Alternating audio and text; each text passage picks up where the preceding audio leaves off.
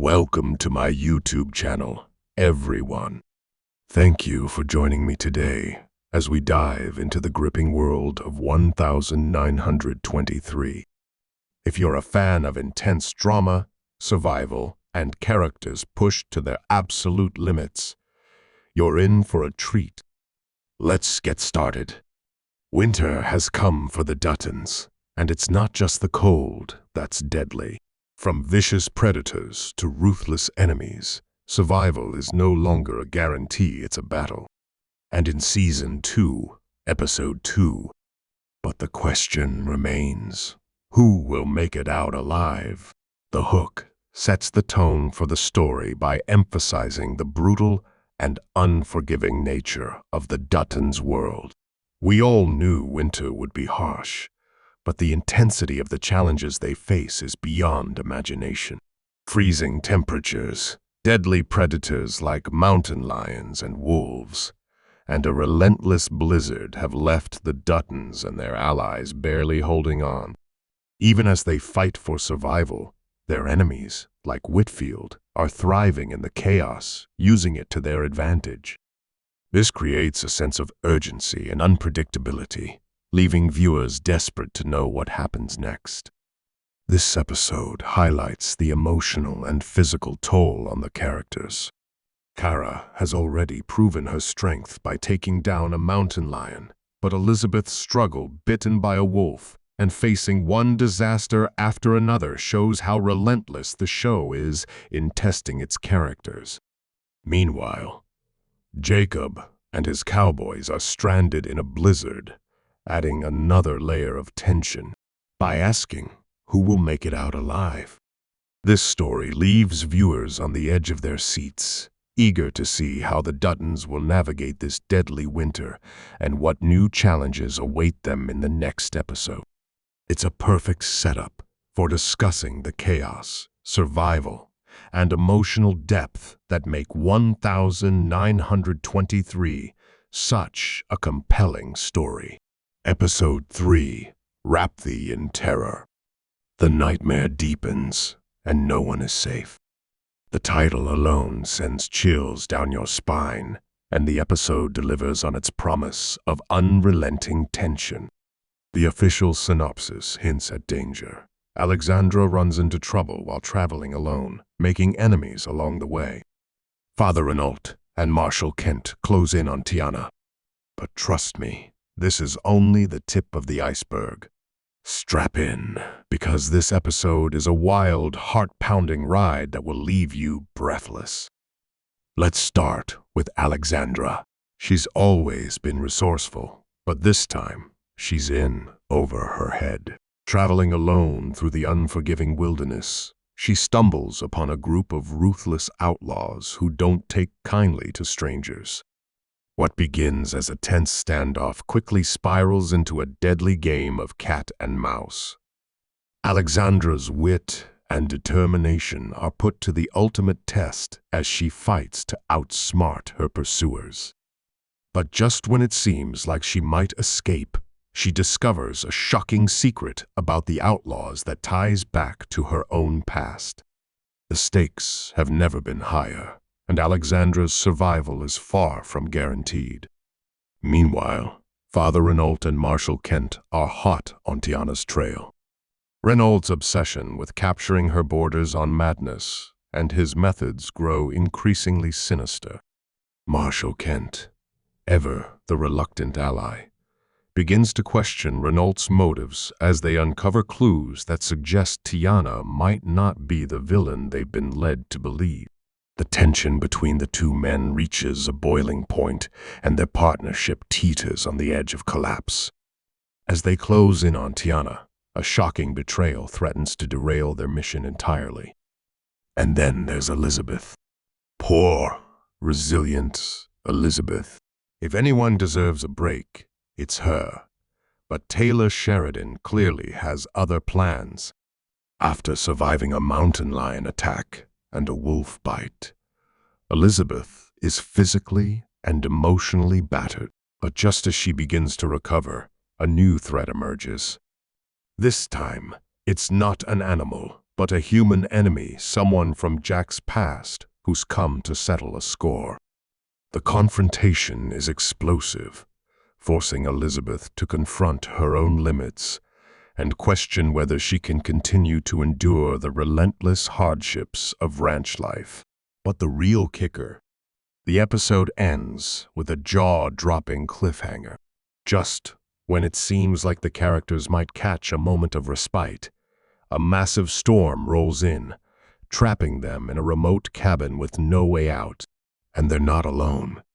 Something or someone is lurking outside, waiting for the perfect moment to strike. Wrapped in Terror is a masterclass in suspense, weaving together multiple storylines into a cohesive, pulse-pounding narrative.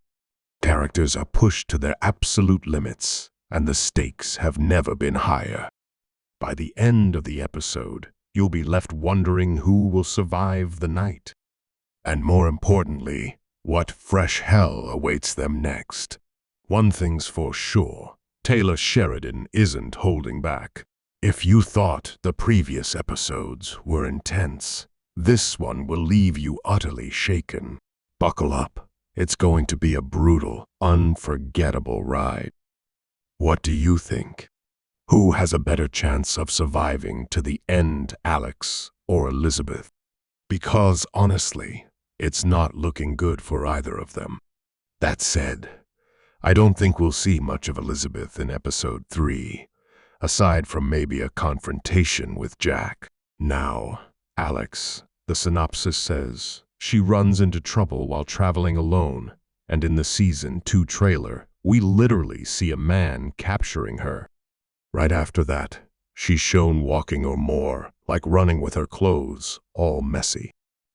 Safe to say, whatever happens to her in episode 3 is not good.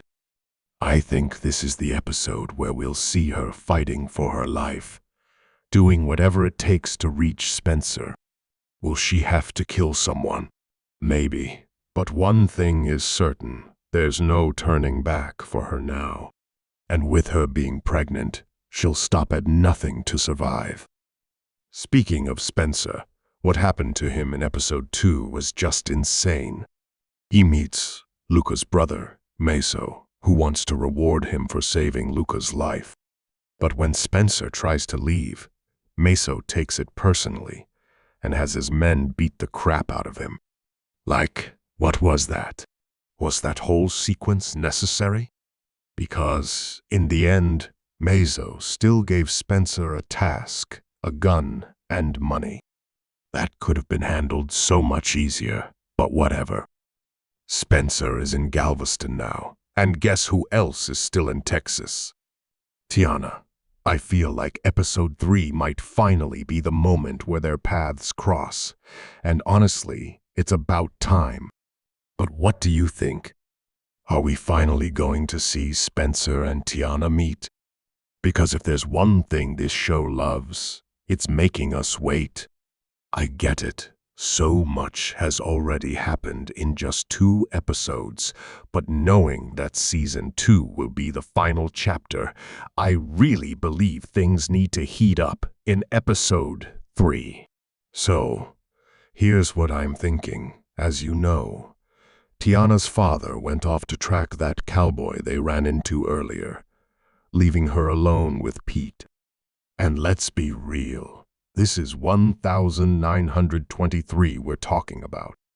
Something could happen to her father, or maybe he just won't come back. I know it's brutal, but this show isn't exactly shy about taking people out. If that happens, Spencer might cross paths with Tiana and Pete, and she'd probably feel threatened by yet another cowboy at first. Their first meeting would be tense, but after that, I could see them becoming friends. Another theory, Father Renault and Marshall Kent are still after her, and in episode 3, they could get even closer.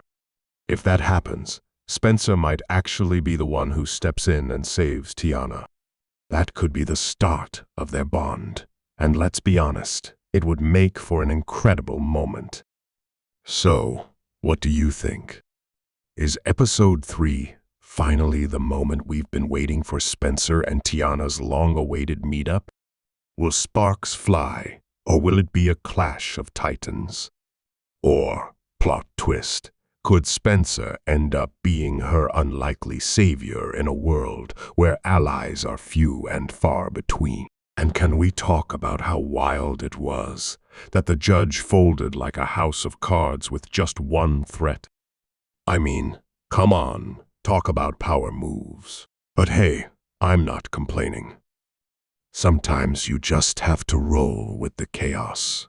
Now, let's dive into Zane and his family moving in with the Duttons.